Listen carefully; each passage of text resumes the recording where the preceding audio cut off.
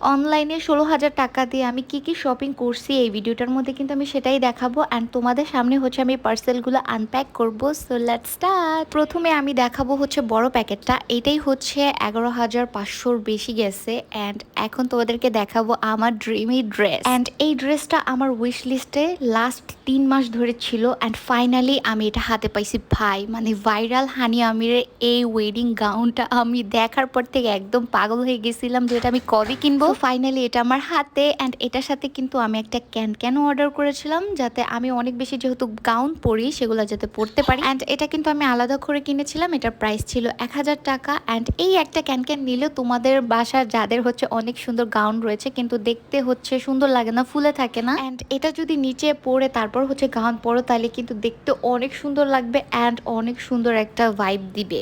আর এটা কিন্তু অনেক বড় একটা ক্যান দেওয়া, মানে অনেকগুলা ক্যান ইউজ করা হয়েছে। ওইটা আরেকটা ভিডিওতে তোমাদেরকে ডিটেলসে দেখাবো। এখন তোমাদেরকে দেখাচ্ছি জুয়েলারির পার্টটা। অ্যান্ড জুয়েলারির বক্সটা ভাঙা থাকলেও ভিতরে কিন্তু প্রোডাক্ট একদমই সহি সালামতে ছিল। অ্যান্ড আমি কিন্তু আমার এই ড্রিমি লুকটা দেওয়ার জন্য এই জুয়েলারিটা ম্যাচিং করে কিনেছি। আর জুয়েলারিটা কেমন হয়েছে সেটা আরেকটা ভিডিওতে দেখাবো। নেক্সট পার্ট দেখতে হলে পেজটা ফলো করে দিই।